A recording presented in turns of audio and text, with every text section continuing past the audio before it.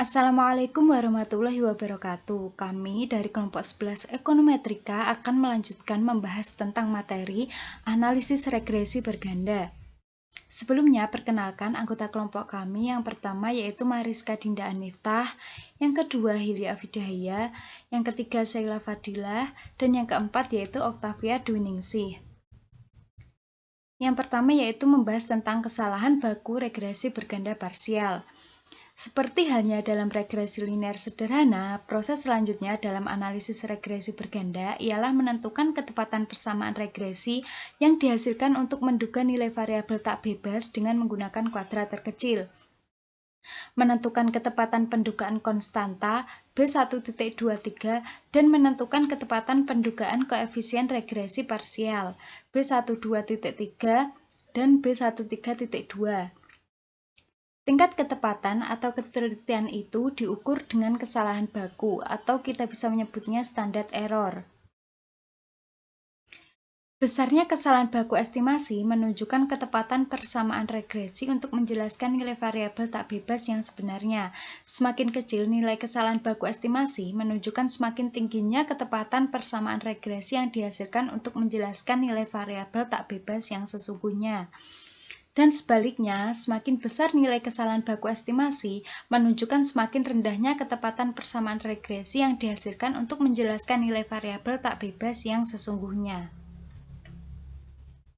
Untuk mengetahui ketepatan persamaan estimasi digunakan kesalahan baku estimasi atau bisa disebut standard error of estimate. Kesalahan baku estimasi dinotasikan dengan simbol SE dan dapat ditentukan dengan rumus seperti yang sudah tertera dalam video ini. Pendugaan konstanta B12.3 dan koefisien regresi B12.3 dan B13.2 juga akan bervariasi dari sampel yang satu ke sampel yang lain, sehingga memiliki penyimpangan baku yang disebut kesalahan baku. Standard error itu merupakan akar dari varians pendugaan tersebut. Makin kecil standard error suatu pendugaan, makin tinggi tingkat ketelitian pendugaan tersebut, dan sebaliknya. Makin besar standar error suatu pendugaan, makin rendah tingkat ketelitian pendugaan tersebut.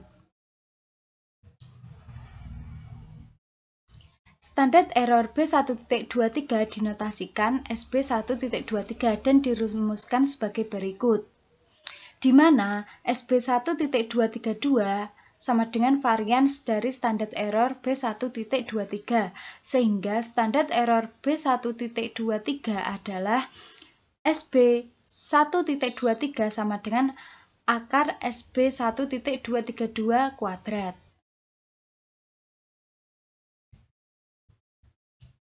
Sedangkan standar error B12.3 dinotasikan SB12.3 dan dirumuskan sebagai berikut, di mana SB12.3 kuadrat sama dengan varians dari standar error B12.3, sehingga standar error B12.3 adalah SB12.3 sama dengan akar SB12.3 kuadrat.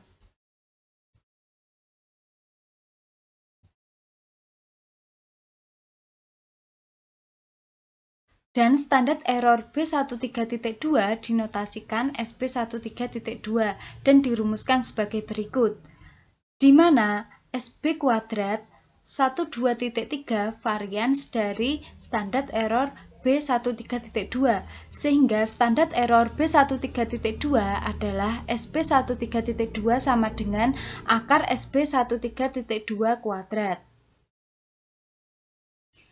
Catatan, SE kuadrat merupakan pendugaan dari sigma kuadrat karena praktik nilai sigma kuadrat tidak pernah diketahui.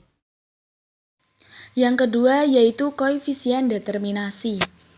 Koefisien determinasi atau dilambangkan dengan R kuadrat dalam hubungan dua variabel berfungsi untuk mengukur tingkat ketepatan atau kesesuaian dari regresi linear sederhana. Dua variabel yang dimaksud adalah variabel terikat Y dan variabel bebas X. Misalnya, pada kasus konsumsi pendapatan, koefisien determinasi digunakan untuk menunjukkan presentase sumbangan variabel pendapatan X terhadap naik turunnya variabel yang dipengaruhi, yakni variabel konsumsi Y.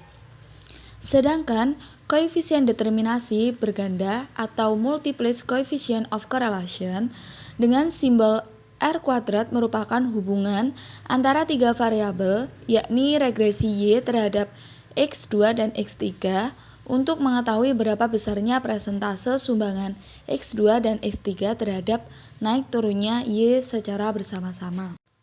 Rumusnya yaitu R kuadrat sama dengan jumlah kuadrat dari regresi dibagi dengan jumlah kuadrat total. R kuadrat sama dengan B12.3 sigma X2I YI plus B13.2 sigma X3I YI dibagi dengan sigma YI kuadrat. Nah, nilai R kuadrat sama halnya dengan nilai R besar kuadrat, yakni antara 0 dan 1. Jika R kuadrat sama dengan 1, maka persentase sumbangan X2 dan X3 terhadap naik turunnya Y secara bersama-sama adalah 100%. Karena variannya adalah 100%, maka dapat kita ambil kesimpulan bahwa seluruh variasi yang disebabkan oleh X2 dan X3 dan bukan dari variabel lain. Dengan kata lain, hanya variasi X2 dan X3 lah yang mempengaruhi Y. Meskipun teori yang kita dapatkan adalah seperti itu, namun jarang sekali kita dapat memasukkan semua variabel yang mempengaruhi Y dalam persamaan regresi linier berganda. Karena dalam praktiknya, hal ini tidak mungkin dapat terjadi. Hal ini disebabkan karena naik turunnya Y bukan hanya dipengaruhi oleh variasi X2 dan X3 saja, namun pasti ada variabel lain yang mempengaruhinya. Kesalahan pengganggu yang sumbangannya terhadap variasi Y diukur dengan sigma EI kuadrat sebagai penyebab nilai R kuadrat tak dapat mencapai nilai 1. Sehingga dengan nilai persentase sumbangan X2 dan X3 terhadap naik turunnya Y secara bersama-sama tidak akan mencapai 100%. Nah, semakin dekat R besar kuadrat dengan 1, maka semakin cocok garis regresi untuk meramalkan Y. Sehingga R kuadrat dan R besar kuadrat digunakan sebagai ukuran cocok tidaknya suatu garis regresi untuk meramalkan variabel tak bebas Y. Yang ketiga yaitu korelasi berganda. Korelasi berganda memiliki hubungan erat dengan koefisien determinasi, yakni jika R disebut koefisien korelasi, maka R besar disebut koefisien korelasi berganda. Sedangkan untuk koefisien determinasi sudah kita bahas di atas dan perbedaan keduanya terdapat pada kuadrat dalam pengoperasiannya. Korelasi berganda di sini digunakan untuk mengukur kuatnya hubungan antar variabel X secara bersama-sama terhadap variabel Y. Karena pada kenyataannya, penerapan R kuadrat atau koefisien determinan lebih penting daripada R. Hal ini disebabkan koefisien determinan dapat mengetahui besarnya persentase sumbangan antar variabel bebas terhadap variabel Y secara bersama-sama yang secara otomatis akan diketahui kuatnya hubungan antara variabel X secara bersama-sama terhadap Y. Sedangkan untuk korelasi hanya dapat mengukur kuatnya hubungan antar variabel X secara bersama-sama terhadap variabel Y tanpa dapat kita lihat presentasenya. Selanjutnya, koefisien determinasi yang disesuaikan atau adjusted R-square. Ciri-ciri dari R kuadrat adalah bahwa R kuadrat merupakan fungsi yang menaik atau non-discreting function dari variabel-variabel bebas yang tercakup dalam persamaan regresi linier berganda. Makin banyak variabel yang tercakup dalam model, makin menaik fungsi tersebut. Artinya, makin besar nilai R kuadrat tersebut. Jadi, setiap penambahan variabel bebas dalam model akan memperbesar nilai R kuadrat. Rumus R kuadrat adalah R kuadrat sama dengan JKR dibagi JKT sama dengan JKT dikurangi JKS dibagi JKT sama dengan 1 dikurangi JKS dibagi JKT. Atau R kuadrat sama dengan 1 dikurangi sigma EI kuadrat dibagi sigma YI kuadrat. Perhatikan bahwa sigma YI kuadrat sama dengan sigma buka kurung YI dikurangi Y bar tutup kurung kuadrat. Tidak tergantung banyak variabel dalam model regresi.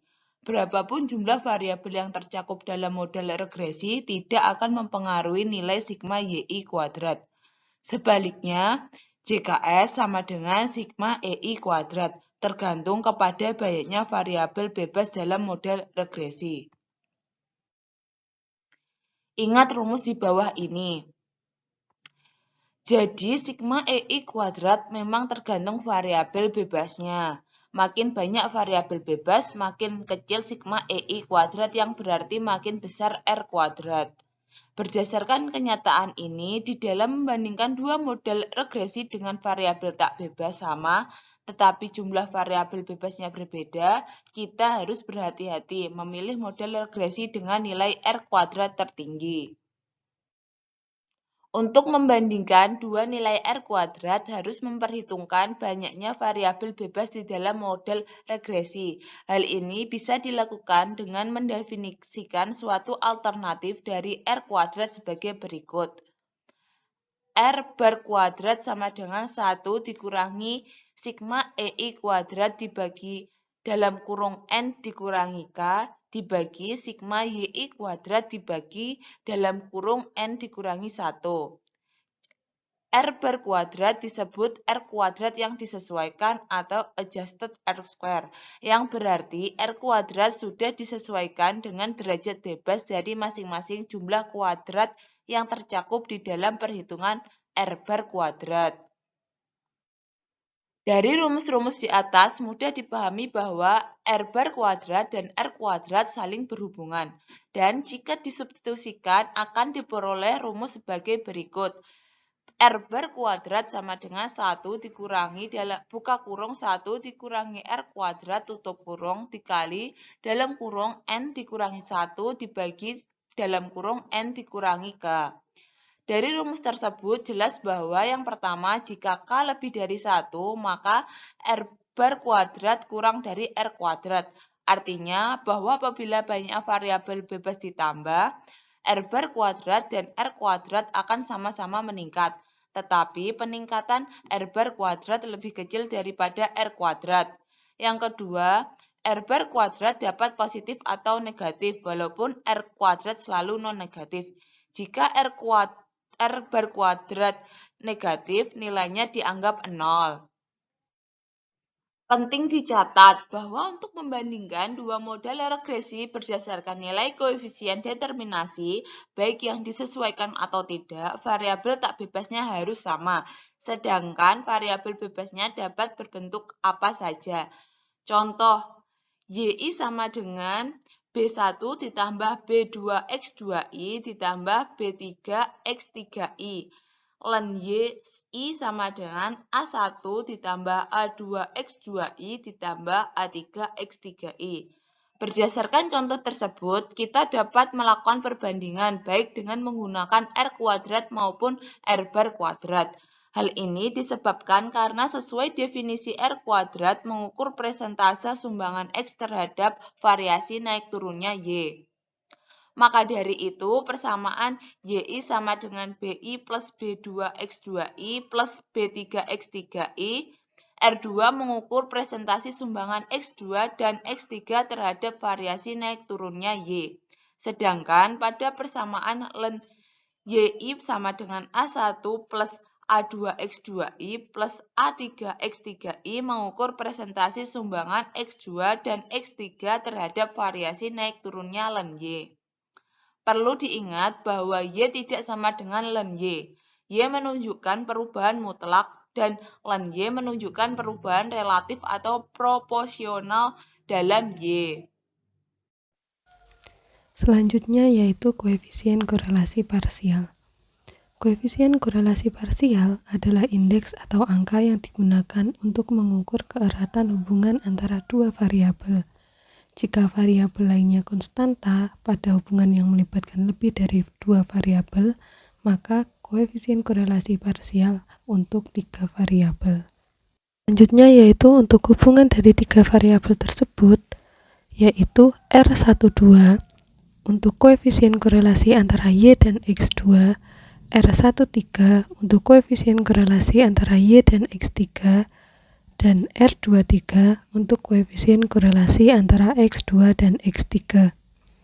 Koefisien korelasi tersebut masing-masing dinamakan koefisien korelasi sederhana atau koefisien korelasi order 0. Sekarang perhatikan R12. R12 mengukur kuat tidaknya hubungan antara Y dan X2 jika variabel ketiga, yaitu X3, mungkin berkorelasi dengan X2 dan Y dan atau kedua-duanya. Yang kita cari adalah koefisien korelasi antara X2 dan Y yang bebas dari X3. Koefisien korelasi yang demikian tersebut disebut koefisien korelasi parsial. Secara lengkap, hal ini sama dengan koefisien regresi parsial. Hal tersebut dapat ditulis sebagai berikut. R12.3 untuk koefisien korelasi antara Y dan X2 kalau X3 konstan. R13.2 untuk koefisien korelasi antara Y dan X3 kalau X2 konstan. Dan R23.1 untuk koefisien korelasi antara X2 dan X3 kalau Y konstan. Dari penjelasan tersebut didapat rumus untuk menghitung koefisien korelasi parsial, yaitu untuk R12.3 sama dengan R12 dikurangi R13 dikali R23 per akar 1 dikurangi R13 kuadrat dikali akar 1 dikurangi R23 kuadrat. Untuk R13.2 sama dengan R13 dikurangi R12 dikali R23 per akar 1 dikurangi R12 kuadrat dikali akar 1 dikurangi R23 kuadrat. Untuk R23.1 sama dengan R23 dikurangi R12 dikali R13 per akar 1 dikurangi R12 kuadrat dikali akar 1 dikurangi R13 kuadrat.